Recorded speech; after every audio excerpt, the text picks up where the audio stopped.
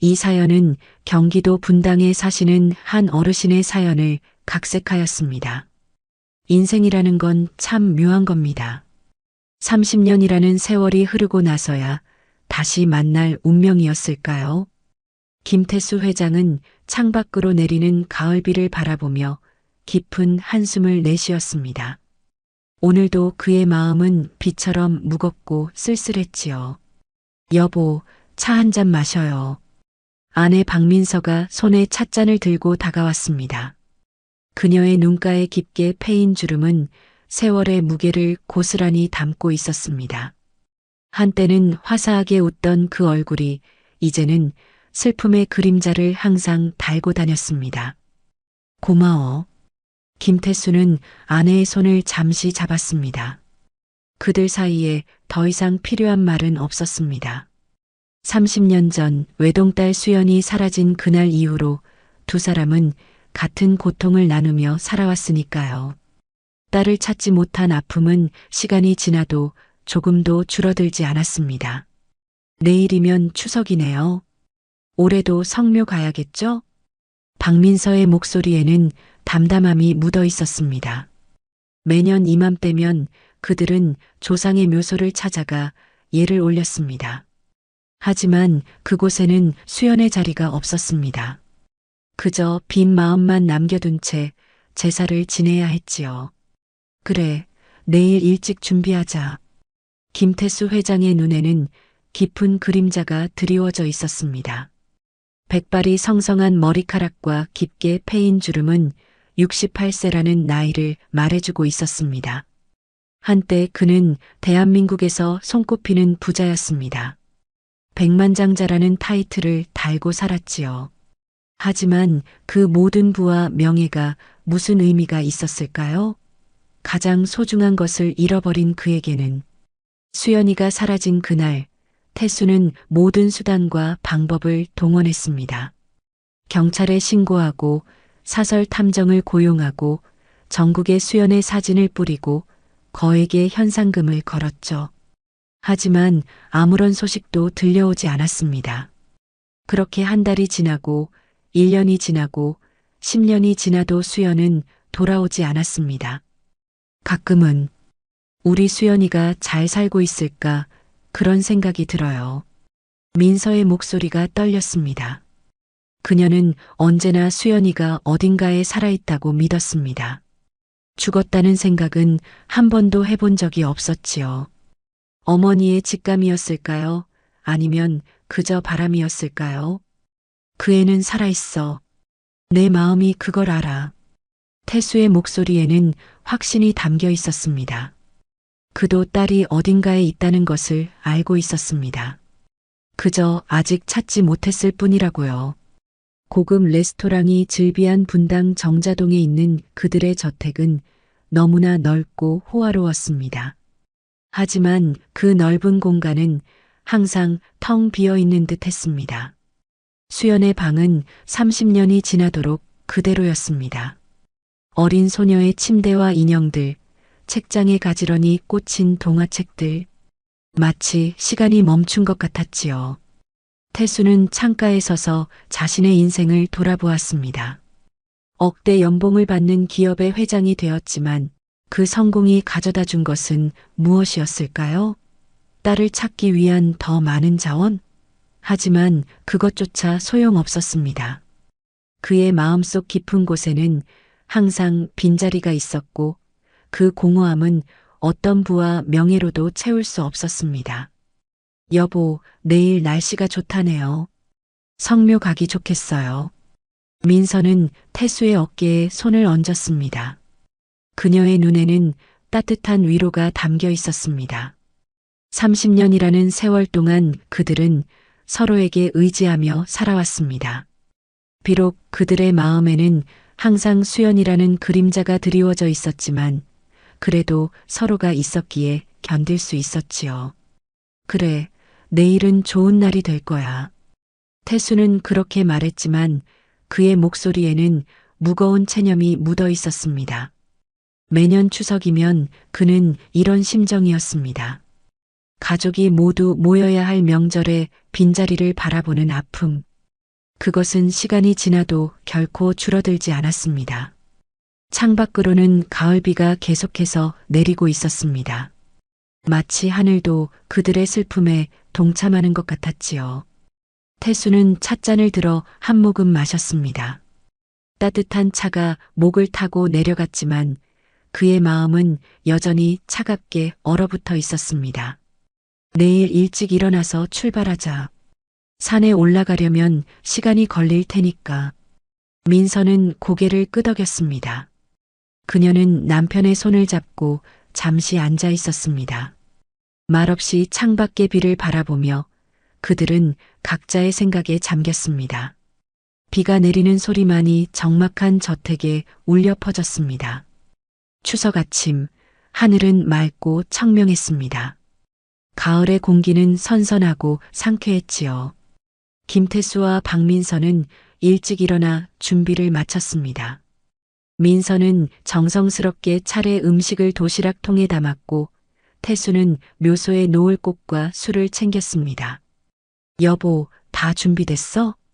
태수가 거실로 내려와 민서에게 물었습니다. 민서는 마지막으로 봉투에 담긴 지폐를 확인하고 고개를 끄덕였습니다. 그들은 매년 추석이면 수연이를 위해 헌금을 준비했습니다. 어딘가에 있을 딸을 위한 마음이었지요. 네, 다 됐어요. 출발해요.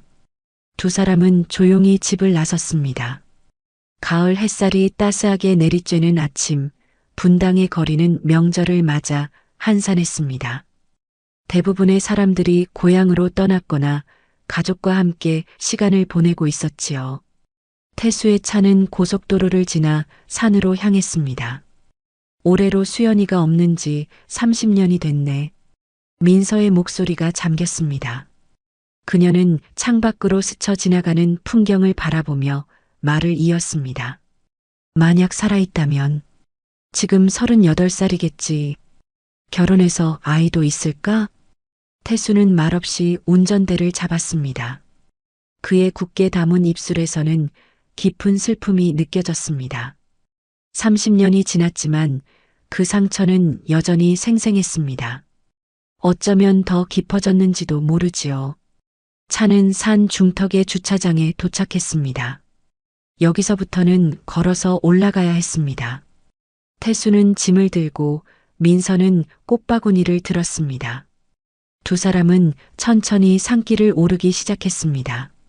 나이가 들면서 예전보다 숨이 더 차고 다리가 무거웠지만 그래도 매년 이 길을 오르는 것은 그들에게 의무와도 같았습니다.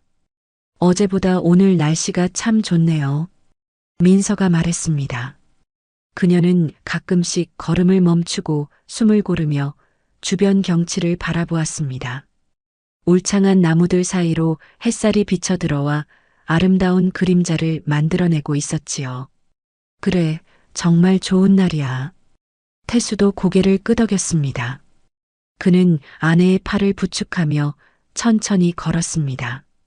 민서의 건강이 예전 같지 않아 걱정되었지만 그녀는 항상 자신이 괜찮다고 고집했습니다. 벌써 10년 전 우리가 이 산에 첫 묘를 썼을 때가 생각나네요. 민서가 추억에 잠겨 말했습니다. 그들은 부모님의 묘소를 이 산에 마련했고 매년 정성스럽게 관리해 왔습니다. 비록 수연의 자리는 비어 있었지만 언젠가 가족이 모두 모일 수 있기를 바라는 마음이었지요. 두 사람이 묘소에 거의 다다랐을 때였습니다. 갑자기 민서가 걸음을 멈추고 가슴을 움켜쥐었습니다. 그녀의 얼굴이 창백해졌고 숨이 가빠졌습니다. 여보, 괜찮아? 태수가 놀라 아내를 붙잡았습니다. 민서는 대답하지 못하고 비틀거렸습니다. 그리고 다음 순간 그녀는 태수의 팔에 기대어 쓰러졌습니다. 민서야, 민서야. 태수의 다급한 외침이 산에 울려 퍼졌습니다. 그는 떨리는 손으로 아내의 맥박을 확인했습니다. 다행히 맥박은 뛰고 있었지만 민서는 의식을 잃은 상태였습니다. 태수는 급히 휴대폰을 꺼내 119에 전화했습니다. 여보세요? 제 아내가 갑자기 쓰러졌어요. 지금 분당 인근 산에 있습니다. 성묘하러 왔다가 태수의 목소리는 공포로 떨렸습니다. 구급대원은 차분하게 위치를 물었고 최대한 빨리 오겠다고 약속했습니다. 하지만 산 중턱까지 구급차가 오기는 쉽지 않았습니다. 태수는 결단을 내렸습니다. 그는 힘을 내어 민서를 등에 업고 산을 내려가기 시작했습니다. 괜찮아, 민서야. 곧 병원에 갈 거야. 제발 버텨. 태수는 아내에게 속삭였습니다. 68세의 나이에 아내를 업고 산을 내려가는 것은 쉽지 않았습니다. 그의 다리는 떨렸고 숨은 가빠졌습니다. 하지만 그는 멈출 수 없었습니다. 민서를 잃을 수는 없었지요. 이미 수연을 잃은 그에게 민서는 전부와도 같은 존재였습니다. 간신히 주차장에 도착했을 때 구급차의 사이렌 소리가 들려왔습니다. 태수는 아내를 조심스럽게 바닥에 눕혔습니다. 구급대원들이 달려와 민서를 살펴보고 재빨리 구급차에 태웠습니다. 심장에 문제가 있는 것 같습니다. 빨리 병원으로 가야 합니다. 구급대원의 말에 태수의 가슴이 철렁 내려앉았습니다. 그는 구급차에 함께 타고 민서의 손을 꼭 잡았습니다. 구급차는 사이렌을 울리며 빠르게 병원을 향해 달렸습니다. 제발 괜찮아져라, 여보. 당신까지 잃을 수는 없어. 태수는 마음속으로 간절히 기도했습니다. 창밖으로 스쳐 지나가는 풍경이 흐릿하게 보였습니다. 그의 머릿속은 혼란스러웠습니다. 수연이를 잃었던 그날의 기억이 떠올랐고 같은 상실감을 다시 느낄까봐 두려웠습니다. 구급차는 빠르게 분당 서울대병원 응급실에 도착했습니다. 의료진들이 재빨리 민서를 응급실로 이송했고 태수는 그들을 따라갔습니다. 하지만 응급실 입구에서 의료진은 그에게 기다려달라고 요청했습니다. 보호자분은 여기서 잠시 기다려주세요. 최선을 다해 치료하겠습니다. 태수는 망연자실한 표정으로 대기실에 앉았습니다. 그의 손은 떨렸고 마음은 무거웠습니다. 병원의 차가운 조명 아래 그는 어느 때보다 외롭고 무력하게 느껴졌습니다. 수연이를 잃었을 때처럼 지금 그는 아무것도 할 수 없었습니다. 시간이 천천히 흘렀습니다. 태수는 초조하게 시계를 바라보았습니다. 응급실에서 아무런 소식도 들려오지 않았습니다. 그는 자리에서 일어나 응급실 입구를 서성였습니다. 그때 한 여의사가 응급실에서 나왔습니다. 김태수 씨 되시나요? 박민서 환자의 보호자분이시죠? 젊은 여의사가 다가왔습니다. 그녀는 30대 중반 정도로 보였고 단정한 흰 가운을 입고 있었습니다. 이름표에는 한지연이라고 쓰여 있었습니다. 네, 제가 남편입니다. 아내가 어떻습니까? 태수의 목소리는 떨렸습니다. 그는 의사의 표정에서 무언가를 읽어내려고 애썼지만 한지연 의사의 얼굴은 전문가다운 차분함을 유지하고 있었습니다. 현재는 안정된 상태입니다. 급성 심근경색 의심 소견이 있어서 정밀 검사를 진행 중이에요. 다행히 빠르게 병원에 도착하셔서 큰 위험은 넘겼습니다만 조금 더 지켜봐야 할 것 같습니다. 태수는 안도의 한숨을 내쉬었습니다. 아직 안심할 수는 없었지만 최소한 최악의 상황은 아니었습니다. 감사합니다, 선생님. 제가 아내를 볼 수 있을까요? 곧 일반 병실로 옮길 예정입니다. 그때 면회하실 수 있을 거예요. 우선 접수 수속부터 해주시겠어요? 한지연 의사가 친절하게 설명해 주었습니다. 태수는 고개를 끄덕이고 접수 창구로 향했습니다. 그는 자신이 누구인지 말하자 직원들이 갑자기 태도를 바꾸는 것을 느꼈습니다.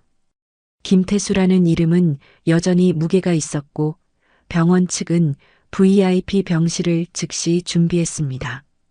접수를 마치고 돌아오는 길에 태수는 복도에서 한지연 의사를 다시 만났습니다. 그녀는 차트를 보며 걷고 있었고 태수와 마주치자 정중하게 인사했습니다. 선생님, 아내 상태는 어떤가요? 태수가 다시 물었습니다. 그는 의사의 얼굴을 자세히 보게 되었습니다.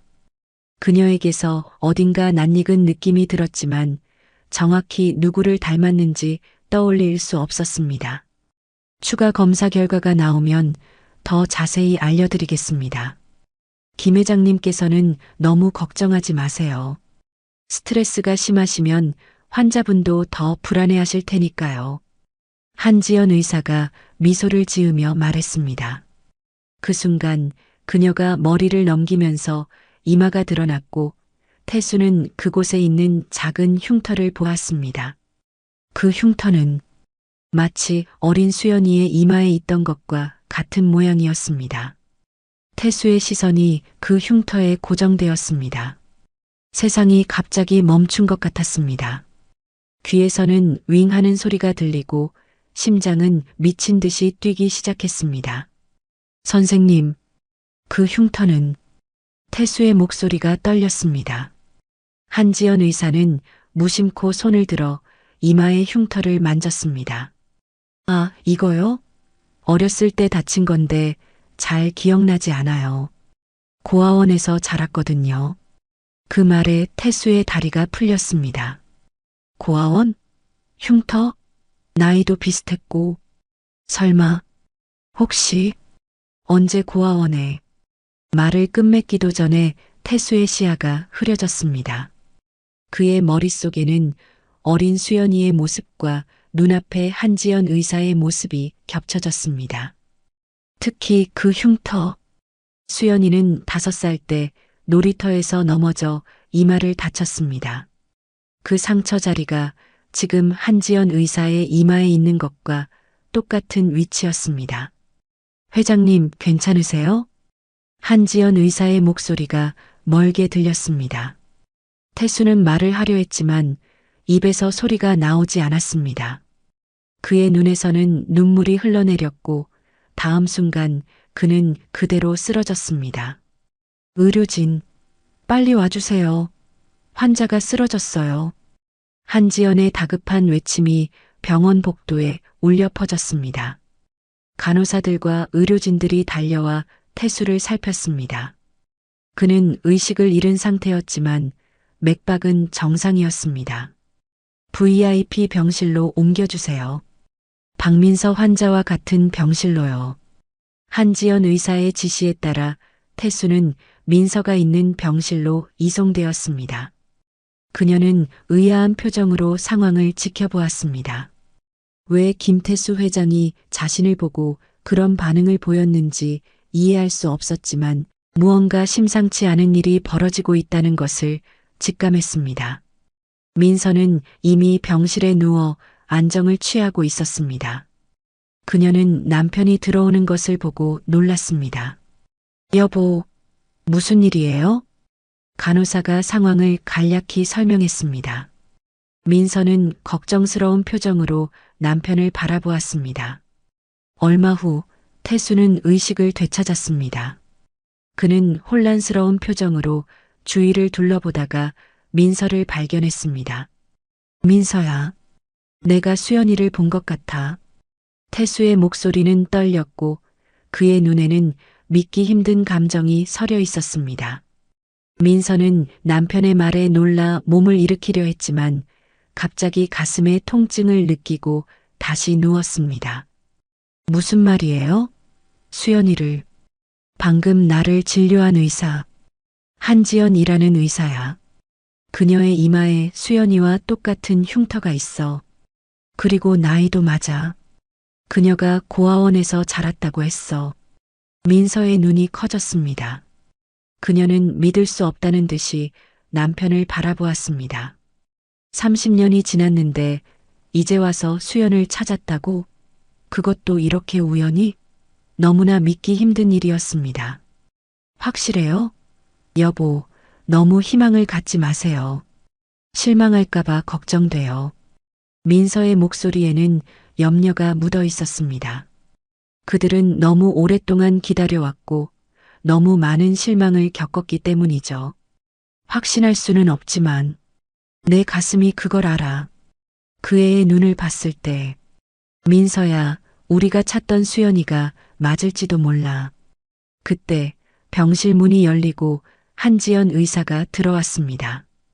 그녀는 태수와 민서를 번갈아 보며 미소 지었습니다. 두 분 모두 안정을 취하셔야 합니다. 특히 박민서 씨는 심장 상태가 좋지 않으니 움직임을 최소화해 주세요. 태수는 한지연을 뚫어지게 바라보았습니다. 그녀는 그의 시선이 불편한지 살짝 눈을 피했습니다. 선생님, 실례지만 물어봐도 될까요? 선생님 나이가 어떻게 되시나요? 한지연은 의아한 표정을 지었지만 정중하게 대답했습니다. 38살입니다만.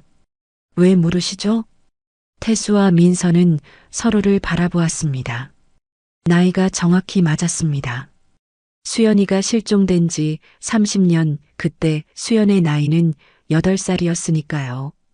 한 선생님, 혹시 시간이 되시면 잠시 이야기를 나눌 수 있을까요? 태수의 목소리는 간절했습니다. 한지연은 잠시 망설이다가 시계를 확인했습니다. 지금은 다른 환자들도 봐야 해서 제 근무가 끝나는 오후 6시 이후에 다시 오겠습니다. 그때 이야기 나누시죠. 그녀는 정중하게 인사하고 병실을 나갔습니다. 태수와 민서는 서로를 바라보며 깊은 한숨을 내쉬었습니다. 여보, 정말 그 의사가 우리 수연이일까요? 민서의 목소리는 떨렸습니다. 30년 동안 품어온 희망이 갑자기 현실이 될 수도 있다는 생각에 그녀의 심장은 빠르게 뛰었습니다. 나도 확신할 수는 없어. 하지만 그 흉터와 나이, 그리고 내 마음이 그걸 알아. 민서야, 이건 우연이 아닐 거야. 태수는 침대에 앉아 깊은 생각에 빠졌습니다. 만약 한지연이 정말 수연이라면 그동안 어떤 삶을 살아왔을까? 왜 그들을 찾지 못했을까? 수많은 질문이 그의 머릿속을 맴돌았습니다. 시간이 천천히 흘렀습니다. 간호사들이 들어와 두 사람의 상태를 확인하고 약을 주고 식사를 가져다 주었습니다. 민서의 심장 상태는 안정적이었고 태수 역시 특별한 이상은 없었습니다. 그저 심한 스트레스와 충격으로 인한 일시적인 기절이었을 뿐이었지요. 오후가 되자 태수는 점점 더 초조해졌습니다. 그는 수시로 시계를 확인하며 한지연이 돌아오기를 기다렸습니다. 6시가 가까워질 무렵 그는 자리에서 일어나 창가로 걸어갔습니다. 병실 창문으로 보이는 하늘은 어느새 붉게 물들어 있었습니다. 태수 씨, 앉아 계세요. 아직 완전히 회복되지 않으셨잖아요. 민서가 걱정스러운 목소리로 말했습니다. 태수는 고개를 저었습니다. 괜찮아. 나보다 내가 더 걱정이야. 어떻게 지금 느낌이 어때? 가슴은 괜찮아? 많이 좋아졌어요. 의사 선생님이 약을 잘 주신 것 같아요. 민서의 말에 태수는 희미하게 웃었습니다. 그 의사 선생님이 혹시 그들의 딸일지도 모른다는 생각에 가슴이 떨렸습니다. 6시 정각 병실 문이 열렸습니다. 한지연 의사가 가운이 아닌 평상복 차림으로 들어왔습니다. 그녀는 긴장한 표정으로 두 사람을 바라보았습니다. 안녕하세요. 김 회장님, 박 여사님. 약속대로 왔습니다. 태수는 천천히 자리에서 일어나 한지연을 맞이했습니다. 그는 의자를 가리키며 앉기를 권했습니다. 와줘서 고맙습니다, 한 선생님. 갑자기 이런 요청을 해서 미안합니다만. 태수는 말을 고르며 시작했습니다. 어떻게 이 이야기를 꺼내야 할지 막막했습니다. 너무 갑작스러운 주장을 하면 한지연이 놀라서 달아날지도 모른다는 생각이 들었지요. 선생님, 실례지만 선생님의 이마에 있는 흉터에 대해 여쭤봐도 될까요? 언제 생긴 상처인지 기억하시나요? 한지연은 무의식적으로 손을 들어 이마의 흉터를 만졌습니다. 그녀의 눈에는 의아함이 가득했습니다. 글쎄요. 제가 기억하는 가장 어린 시절부터 있었던 것 같아요. 고아원 선생님들이 제가 들어왔을 때부터 있었다고 하셨어요. 태수의 심장이 빠르게 뛰었습니다. 수연이는 5살 때 놀이터에서 넘어져 이마를 다쳤고 그 직후에 실종되었습니다. 혹시 어떤 고아원에 계셨는지, 언제부터 거기 계셨는지 기억하시나요? 한지연은 잠시 생각에 잠겼습니다. 그녀의 표정이 점점 심각해졌습니다. 서울 근교의 천사의 집이라는 고아원이었어요. 제가 8살 때부터 거기서 자랐다고 해요. 그 전의 기억은 거의 없어요. 태수와 민서는 서로를 바라보았습니다. 시간이 정확히 맞았습니다. 수연이가 실종된 나이가 8살이었으니까요. 제가 왜 이런 질문을 받고 있는 건지 알 수 있을까요? 아까부터 두 분이 저를 이상하게 바라보시는데 한지연의 목소리에는 의구심이 묻어 있었습니다. 태수는 깊은 숨을 내쉬고 결심한 듯 말을 이었습니다. 한 선생님, 우리에게는 수연이라는 딸이 있었습니다. 30년 전 그 아이가 8살일 때 실종되었지요. 태수의 목소리가 떨렸습니다. 민서는 조용히 눈물을 훔쳤습니다. 수연이는 5살 때 놀이터에서 넘어져 이마를 다쳤어요. 그 흉터가 선생님의 이마에 있는 흉터와 너무나 똑같습니다. 한지연의 얼굴이 창백해졌습니다. 그녀는 말을 잇지 못하고 그 자리에 굳어버렸습니다. 선생님의 나이, 흉터의 위치, 고아원에 들어간 시기, 모든 것이 우리 수연이와 일치합니다. 태수는 천천히 일어나 옆 테이블로 걸어갔습니다. 그는 가방에서 오래된 사진 한 장을 꺼냈습니다. 작은 소녀의 웃는 모습이 담긴 사진이었고 소녀의 이마에는 작은 상처가 있었습니다. 이것이 수연이의 마지막 사진입니다. 실종되기 몇 주 전에 찍은 것이죠. 태수는 떨리는 손으로 사진을 한지연에게 건넸습니다. 한지연은 망설이다가 사진을 받았습니다. 그녀는 사진 속 소녀를 바라보았고 그 순간 그녀의 눈에서 눈물이 흘러내렸습니다. 저는 한지연의 목소리가 떨렸습니다. 그녀는 사진을 보며 무언가 기억하려는 듯 눈을 감았다가 다시 떴습니다. 저는 제 과거에 대해 거의 아는 게 없어요. 고아원에서는 제가 버려진 아이라고 말했고 저는 그냥 그걸 받아들였어요. 하지만 가끔 꿈에서 다른 가족의 모습이 보였어요. 따뜻한 집, 웃는 얼굴들. 한지연의 눈에서 눈물이 멈추지 않고 흘러내렸습니다. 태수와 민서도 눈물을 참지 못했습니다. 병실은 깊은 감정으로 가득 찼지만 아무도 말을 잇지 못했습니다. 잠시 후 한지연이 조용히 입을 열었습니다. 정말 제가 당신들의 딸일까요? 어떻게 확신할 수 있죠? 태수는 깊은 숨을 내쉬었습니다. 그는 이 순간을 위해 오랫동안 기다려왔습니다. 유전자 검사를 해볼 수 있을까요? 그것이 가장 확실한 방법일 것 같습니다. 한지연은 잠시 생각하다가 고개를 끄덕였습니다. 네, 그렇게 하죠. 이 병원에서 바로 검사할 수 있어요. 내일 아침에 검사를 예약하겠습니다. 태수와 민서의 얼굴에 희망의 빛이 스쳤습니다. 30년 만에 그들은 딸을 찾을 수도 있다는 가능성에 가슴이 벅차올랐습니다. 감사합니다, 선생님. 이렇게 협조해 주셔서. 태수의 말에 한지연은 희미하게 웃었습니다. 그녀의 눈에는 여전히 혼란과 불안이 가득했지만 동시에 희미한 희망의 빛도 보였습니다. 사실 저도 알고 싶어요. 제 과거가 뭔지, 제가 누구인지 그동안 많이 궁금했거든요. 한지연의 솔직한 고백에 민서는 손을 뻗어 그녀의 손을 잡았습니다. 비록 아직 확신할 수는 없었지만 민서의 마음은 이미 이 젊은 의사를 딸로 받아들이고 있었습니다. 이튿날 아침 병원은 분주했습니다. 태수와 민서는 일찍 깨어 유전자 검사를 기다렸습니다. 민서의 상태는 많이 호전되었지만 의료진은 아직 관찰이 필요하다며 퇴원을 허락하지 않았습니다. 태수는 밤새 잠을 이루지 못했습니다. 그의 마음은 희망과 두려움 사이에서 흔들렸지요. 여보, 오늘 결과가 나올까요? 민서가 조용히 물었습니다.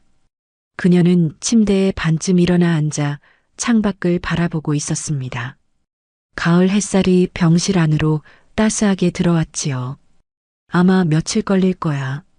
하지만 한 선생님이 최대한 빨리 진행해 준다고 했으니 기다려보자.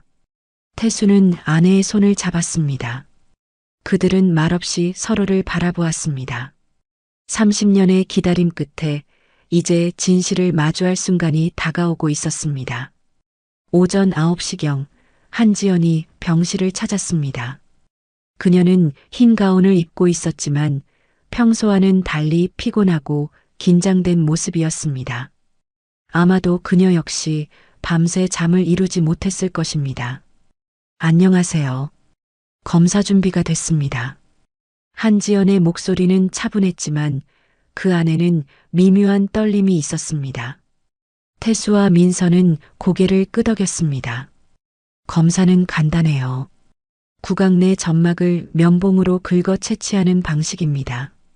아프지 않으니 걱정 마세요. 한지연이 설명했습니다. 그녀는 준비된 키트를 꺼내 먼저 태수에게 다가갔습니다. 입을 벌려주세요. 태수는 조용히 입을 열었고 한지연은 전문적인 손길로 검체를 채취했습니다.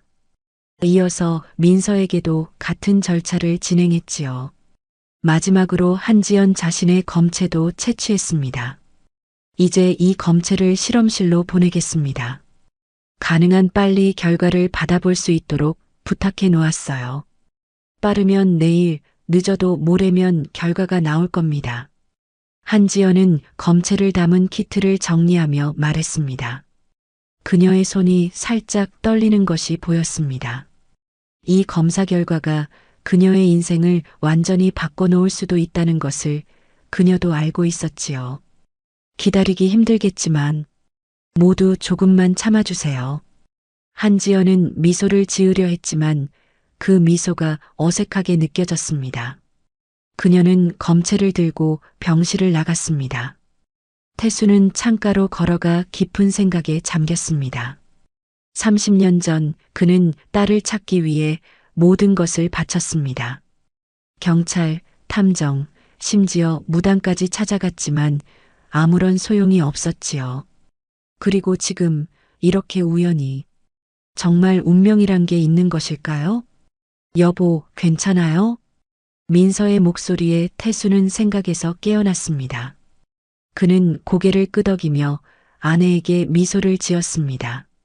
그냥 이 모든 게 너무 비현실적으로 느껴져서 30년 동안 찾아 헤맸는데 정작 수연이가 우리를 찾아왔어.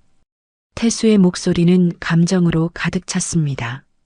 민서는 남편을 이해한다는 듯 고개를 끄덕였습니다. 그 애가 정말 우리 수연이라면 앞으로 어떻게 해야 할지.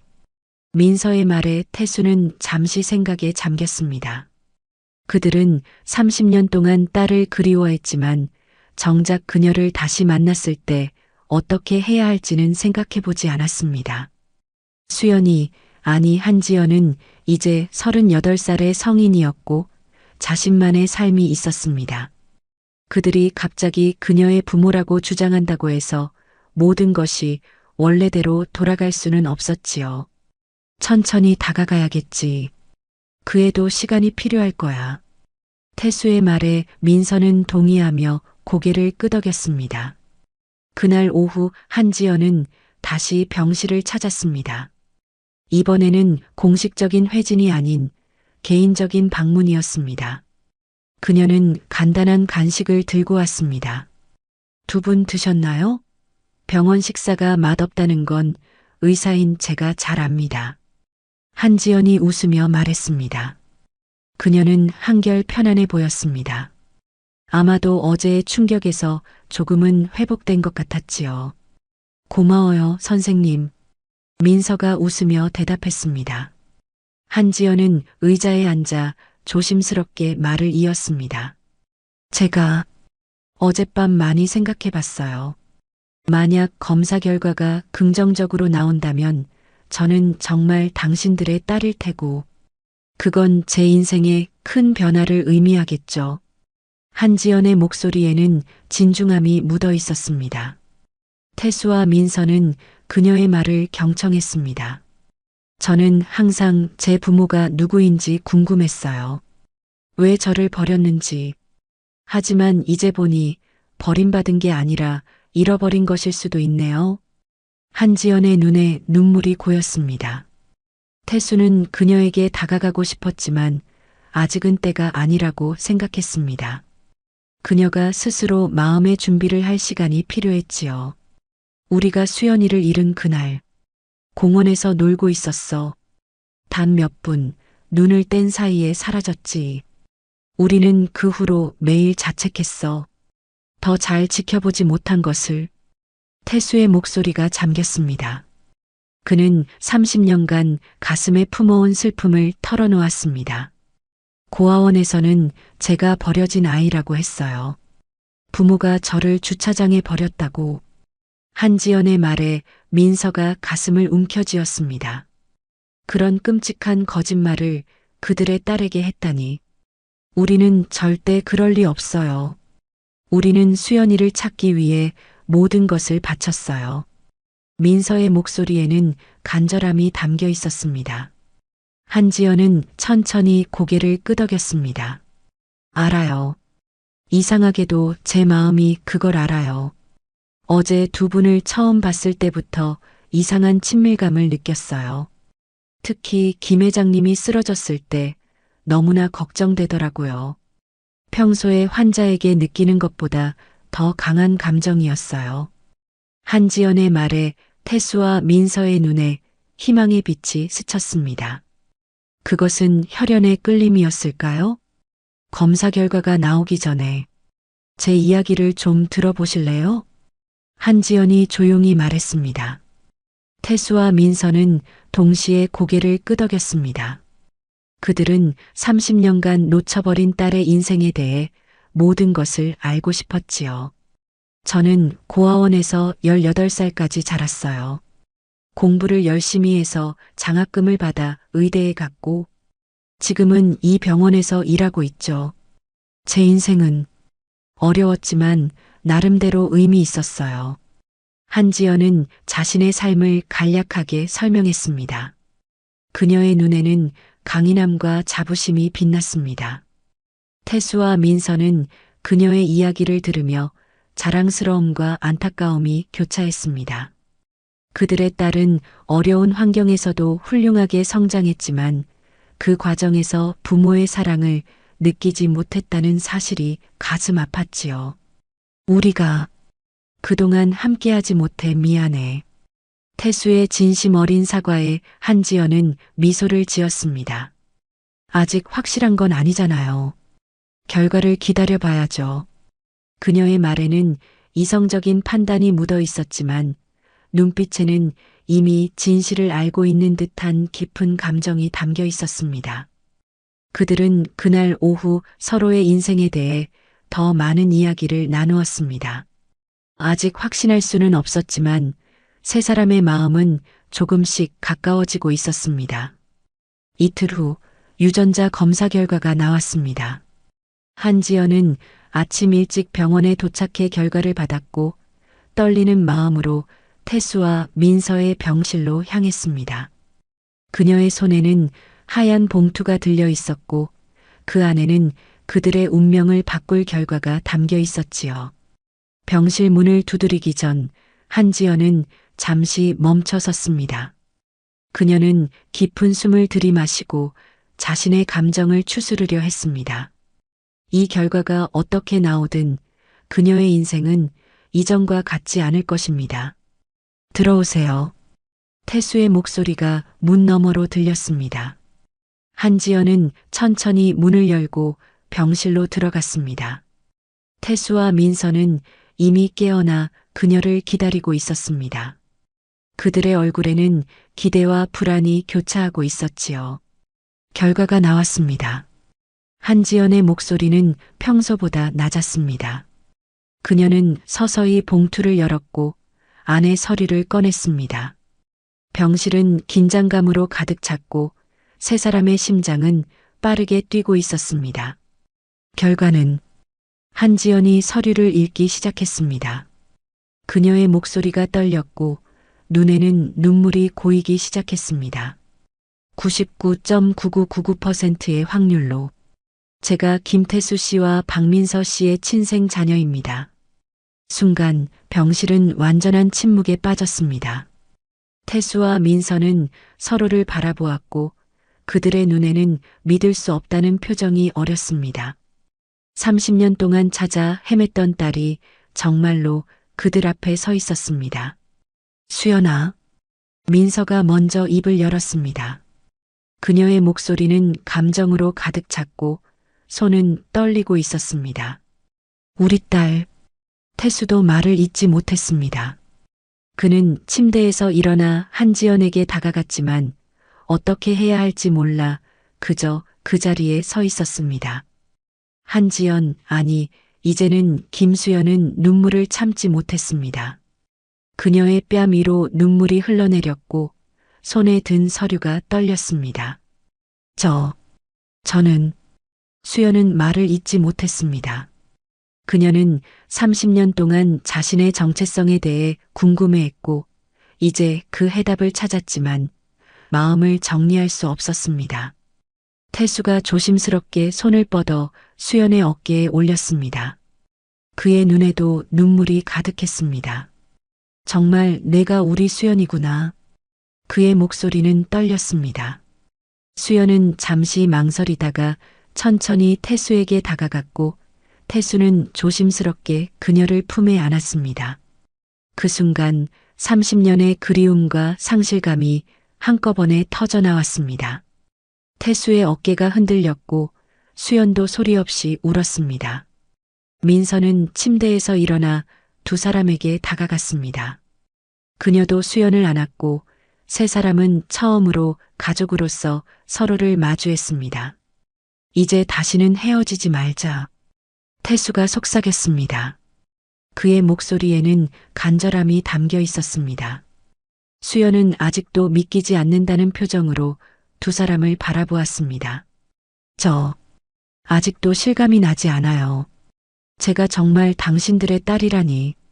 수연의 목소리에는 혼란과 기쁨이 뒤섞여 있었습니다.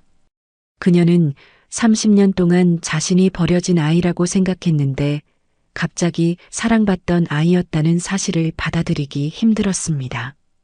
수연아, 우리가 그동안 너를 얼마나 찾아 헤맸는지 알아?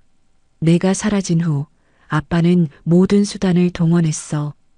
경찰, 탐정, 심지어 무당까지. 하지만 아무런 단서가 없었어.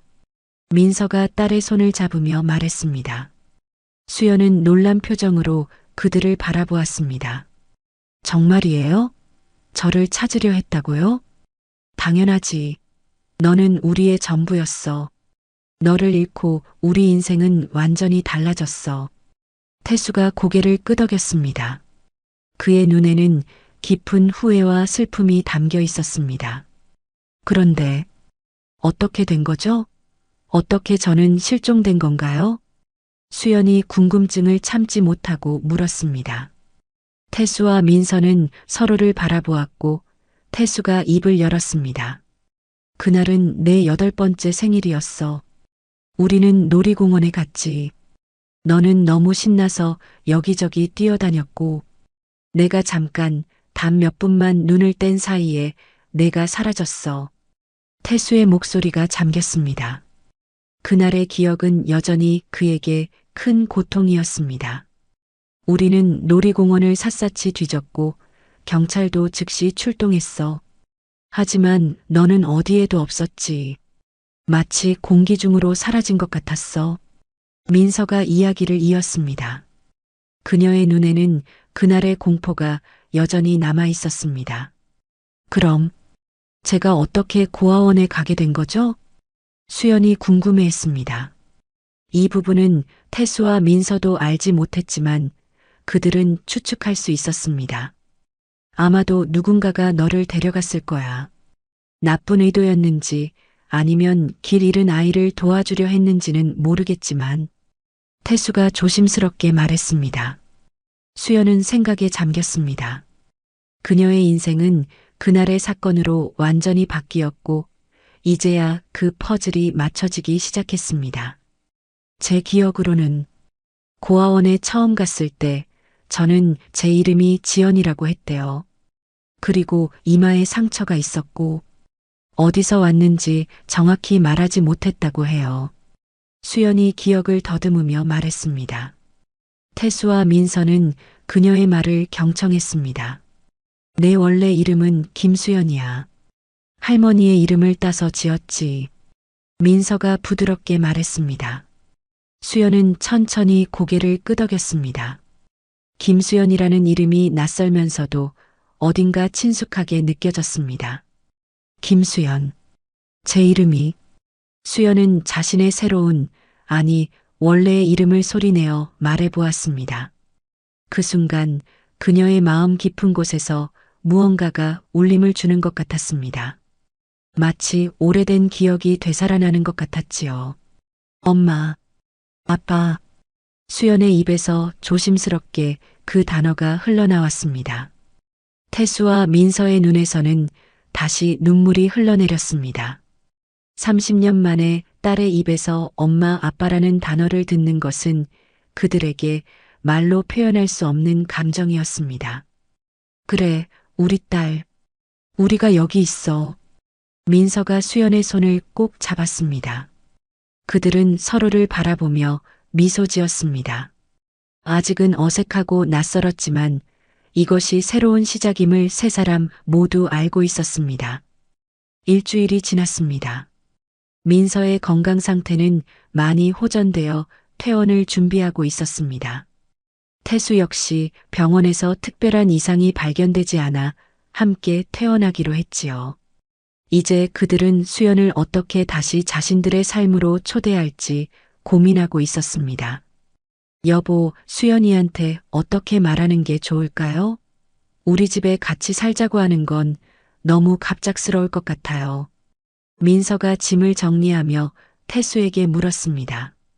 태수는 창가에 서서 깊은 생각에 잠겨 있었습니다. 그래, 수연이에게 시간을 줘야 해. 30년 동안 자신의 삶이 있었는데 갑자기 모든 걸 바꾸라고 할 수는 없지. 태수의 말은 이성적이었지만 그의 눈에는 딸을 빨리 가족으로 맞이하고 싶은 간절함이 담겨 있었습니다. 민서는 남편의 마음을 이해했습니다. 그녀 역시 같은 마음이었으니까요. 병실 문이 열리고 수연이 들어왔습니다. 그녀는 병원 가운이 아닌 평상복 차림이었고 오늘은 근무가 아닌 개인적인 방문이었습니다. 안녕하세요. 어떻게 지내셨어요? 수연의 목소리는 여전히 조심스러웠습니다. 그녀는 아직도 엄마 아빠라는 호칭을 자연스럽게 부르지 못했고 대신 존칭을 사용했지요. 태수와 민서는 그것을 이해했습니다. 모든 것이 시간이 필요한 일이었으니까요. 우리 잘 지냈어. 내 덕분에 민서도 많이 좋아졌고 태수가 미소를 지으며 대답했습니다. 그는 수연에게 다가가 의자를 권했습니다. 앉자, 수연아. 우리가 내게 하고 싶은 말이 있어. 수연은 조금 긴장한 표정으로 의자에 앉았습니다. 태수와 민서는 서로를 바라본 후 태수가 먼저 입을 열었습니다. 우리는 내일 퇴원하게 됐어. 그리고 너와 더 많은 시간을 보내고 싶어. 하지만 우리는 내가 자신의 삶을 가지고 있다는 것을 이해해. 그러니 천천히 내가 편한 속도로 우리와 가까워졌으면 해. 태수의 말에 수연의 긴장이 조금 풀렸습니다. 그녀는 안도의 표정을 지었습니다. 저도 두 분과 더 많은 시간을 보내고 싶어요. 하지만 어떻게 해야 할지 몰랐거든요. 갑자기 모든 것이 바뀌어서 수연의 솔직한 고백에 민서가 다가가 그녀의 손을 잡았습니다. 우리도 그래, 수연아. 이건 우리 모두에게 새로운 상황이야. 하지만 우리는 함께 천천히 적응해 나갈 수 있어. 민서의 말에 수연은 미소를 지었습니다. 그녀의 눈에는 감사함이 담겨 있었습니다. 그래서 우선 주말에 우리 집에 놀러 오는 건 어떨까? 부담 없이 그냥 식사라도 함께 하면서 이야기를 나눌 수 있잖아. 태수가 제안했습니다. 수연은 잠시 생각하더니 고개를 끄덕였습니다. 네, 좋아요. 이번 주말에 시간이 될 것 같아요. 그렇게 첫 만남의 약속이 잡혔습니다. 태수와 민서는 내심 기뻤지만 너무 티내지 않으려고 노력했습니다. 그들은 수연이 부담을 느끼지 않기를 바랐으니까요. 토요일 오후 수연은 태수와 민서의 저택을 방문했습니다. 분당의 고급 주택가에 위치한 그들의 집은 수연이 상상했던 것보다 훨씬 크고 화려했습니다. 그녀는 약간의 주저함을 느끼며 초인종을 눌렀습니다. 문을 연 것은 민서였습니다. 그녀는 밝은 미소로 수연을 맞이했습니다. 수연아, 왔구나. 어서 들어와. 민서는 수연을 안으로 안내했습니다. 넓은 거실에는 태수가 기다리고 있었고 테이블에는 정성스럽게 준비된 음식들이 놓여 있었습니다. 와줘서 고마워, 수연아. 태수가 반갑게 인사했습니다. 그는 수연을 안내하며 집안을 소개했습니다. 수연은 놀라움과 감탄을 숨기지 못했습니다. 이곳은 그녀가 자랐을 수도 있었던 집이었으니까요. 이 방은 태수가 한방 앞에서 멈추었습니다. 그는 잠시 망설이다가 문을 열었습니다. 그 안에는 어린 소녀의 방이 고스란히 보존되어 있었습니다. 핑크색 벽지, 인형들, 작은 책상. 마치 시간이 멈춘 것 같은 공간이었지요. 내 방이야. 우리는 내가 돌아올 것을 항상 믿었어. 태수의 목소리가 떨렸습니다. 수연은 방 안으로 한 발짝 들어섰습니다. 그녀는 침대 위에 놓인 인형을 집어들었습니다. 그 순간 희미한 기억의 파편이 그녀의 마음을 스쳤습니다. 이 인형, 어딘가 익숙해요. 수연의 말에 민서의 눈이 빛났습니다. 그 인형은 내가 제일 아끼던 거였어.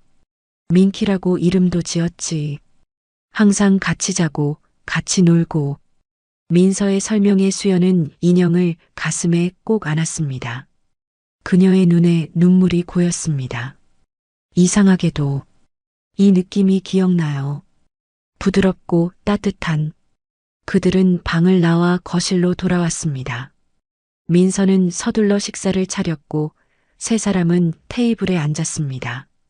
처음에는 어색한 침묵이 흘렀지만 곧 태수가 대화를 시작했습니다. 수연아, 내 인생에 대해 더 알고 싶어? 고아원에서의 생활은 어땠니? 수연은 잠시 생각에 잠겼습니다. 그녀의 표정이 어두워졌지만 이내 담담하게 말을 이었습니다. 처음에는 많이 힘들었어요. 아이들은 냉혹할 수 있거든요.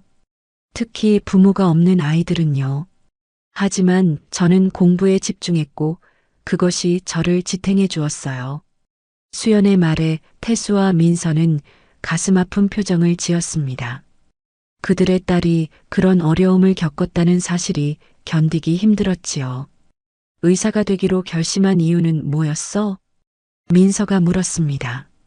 수연은 미소를 지었습니다. 어릴 때 고아원에 의료봉사단이 왔었어요. 그들이 아픈 아이들을 치료하는 모습을 보고 감명받았죠. 나도 언젠가 다른 사람들을 도울 수 있는 사람이 되고 싶었어요. 태수와 민서는 자랑스러움을 감추지 못했습니다. 그들의 딸은 어려운 환경에서도 타인을 생각하는 따뜻한 마음을 가진 사람으로 성장했습니다. 너는 정말 대단한 사람이 됐구나, 수연아. 태수가 진심으로 말했습니다. 수연은 쑥스러움에 고개를 숙였지만 그녀의 눈에는 기쁨이 어려 있었습니다. 식사를 마치고 그들은 거실에 앉아 오래된 앨범을 펼쳤습니다. 태수와 민서는 수연의 어린 시절 사진을 보여주며 그때의 이야기를 들려주었습니다.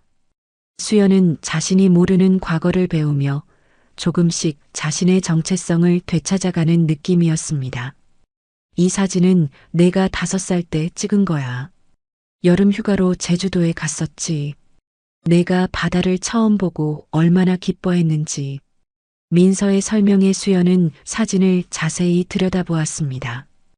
해변에서 활짝 웃고 있는 어린 소녀의 모습이 낯설면서도 친숙했습니다. 저도 가끔 꿈에서 바다를 봤어요. 파란 물결, 따뜻한 모래. 이게 기억이었던 걸까요? 수연의 질문에 태수는 고개를 끄덕였습니다.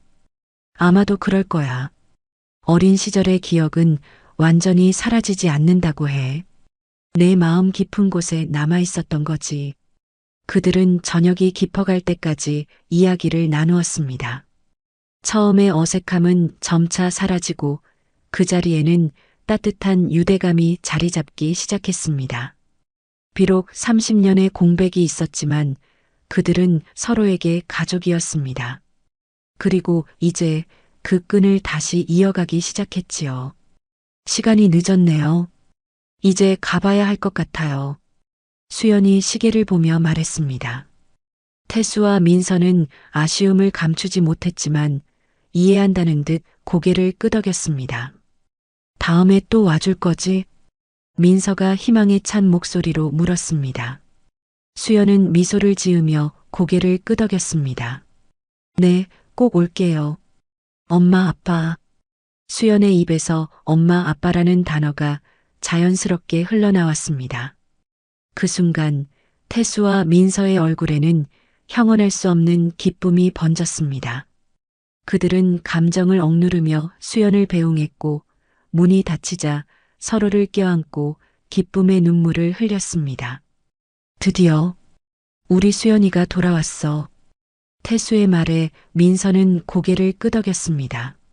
30년의 기다림이 끝나고 이제 새로운 시작이 그들을 기다리고 있었습니다. 이듬해 추석, 김태수의 가족은 완전히 달라져 있었습니다.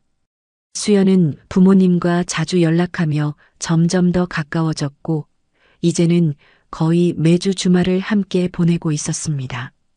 그녀는 여전히 자신의 아파트에서 살면서 병원에서 일했지만 태수와 민서의 저택은 그녀의 두 번째 집과 같은 존재가 되었지요.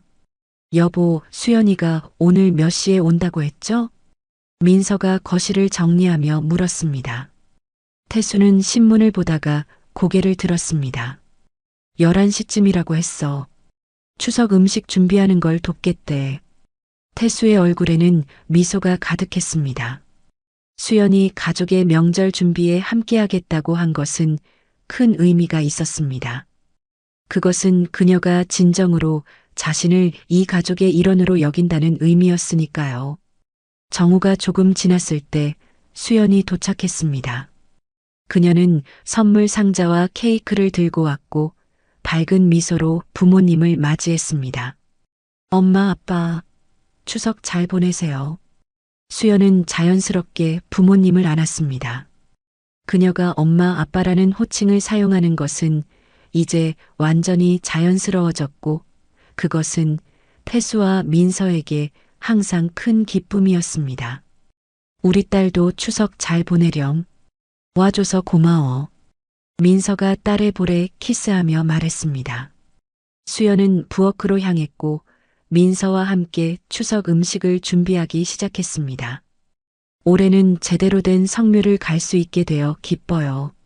수연이 말했습니다. 작년 추석에는 민서의 건강 상태 때문에 성묘를 제대로 가지 못했지만 올해는 모두가 건강했고 수연까지 함께하게 되어 더욱 특별했습니다. 그래, 이번엔 우리 가족 모두가 함께 가는 첫 성묘가 될 거야. 태수가 거실에서 대답했습니다. 그의 목소리에는 깊은 감사함이 묻어 있었습니다. 수연은 민서에게 칼질하는 법을 배우면서 어린 시절의 기억이 희미하게 떠올랐습니다. 민서가 부엌에서 요리를 가르치던 모습, 어린 수연이 곁에서 구경하던 순간들. 그것은 완전한 기억이라기보다는 느낌에 가까웠지만 수연의 마음을 따뜻하게 했습니다. 엄마, 이렇게 하면 돼요? 수연이 다진 팔을 보여주었습니다. 민서는 딸의 솜씨를 보고 미소를 지었습니다.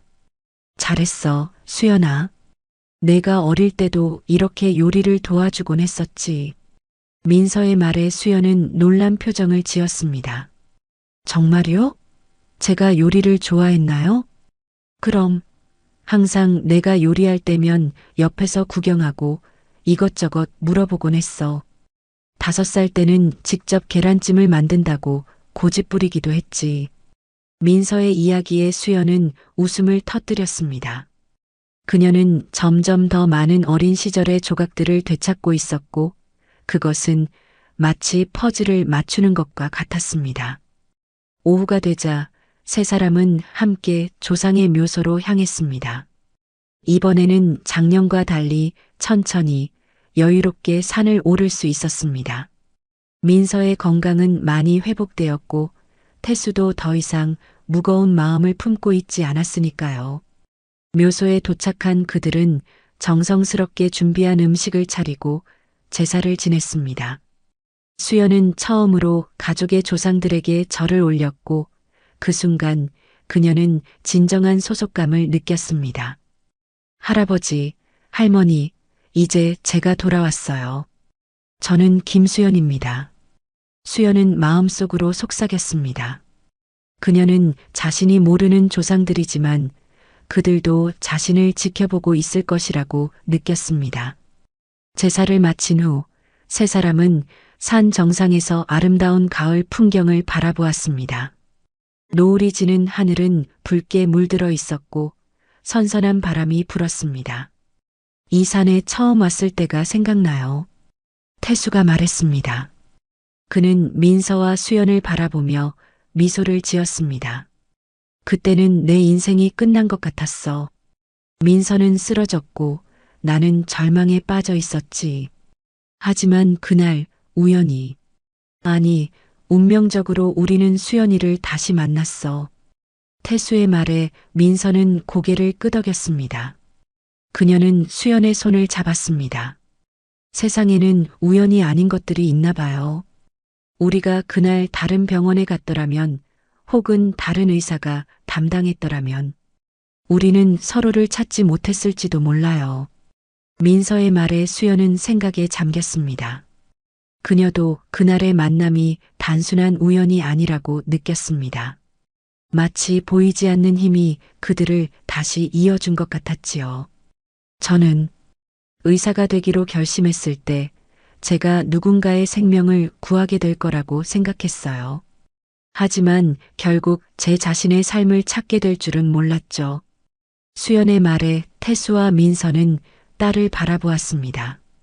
그들의 눈에는 깊은 사랑과 자부심이 담겨 있었습니다. 수연아, 내가 우리 곁으로 돌아온 것은 우리 인생 최고의 축복이야. 태수가 진심을 담아 말했습니다. 수연은 미소를 지으며 고개를 끄덕였습니다. 저도요, 아빠. 제 부모님을 찾게 된 것은 제 인생에서 가장 큰 선물이에요. 세 사람은 서로를 바라보며 미소 지었습니다. 산에서 내려올 때 그들의 발걸음은 가볍고 즐거웠습니다.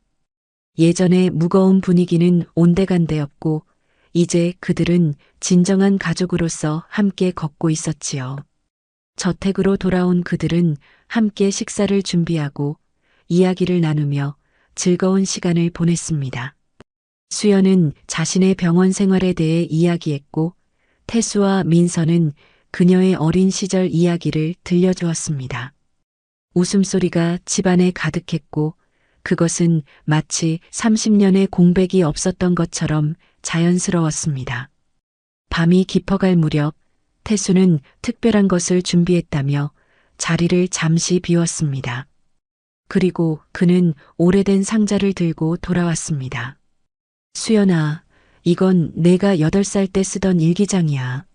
내가 사라진 후에도 우리는 이것을 소중히 간직했어. 태수가 상자에서 작은 노트를 꺼내 수연에게 건넸습니다. 수연은 조심스럽게 일기장을 받아들었고 떨리는 손으로 페이지를 넘겼습니다. 어린아이의 서툰 글씨로 일상이 기록되어 있었고 곳곳에 귀여운 그림들이 그려져 있었습니다. 와, 이게 제 글씨였군요. 수연은 감격에 젖어 말했습니다. 그녀는 계속해서 페이지를 넘기다가 마지막 부분에서 멈췄습니다. 그곳에는 내일 놀이공원에 가요. 너무 신나요. 라고 적혀 있었습니다. 그것은 수연이 실종되기 전날 쓴 마지막 일기였지요. 이것을 가져도 될까요? 수연이 조심스럽게 물었습니다. 태수와 민서는 동시에 고개를 끄덕였습니다. 당연하지. 그건 내 거니까. 민서가 대답했습니다. 수연은 고마움의 눈빛으로 부모님을 바라보았습니다. 고마워요. 정말 고마워요. 그녀의 목소리에는 깊은 감사함이 담겨 있었습니다. 그것은 단순히 일기장에 대한 것이 아니라 30년 동안 그녀를 기다려준 것, 그리고 다시 품에 안아준 것에 대한 감사였습니다. 우리 가족이 다시 하나가 되었구나. 태수가 감격에 젖어 말했습니다.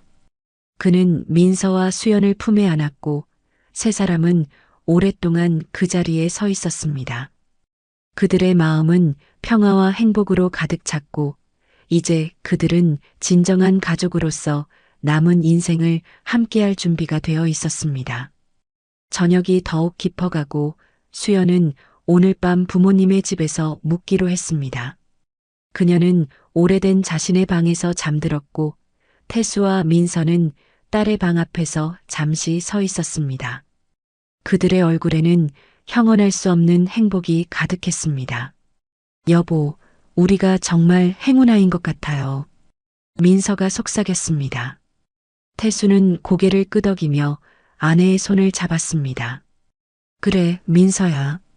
우리는 정말 축복받은 사람들이야.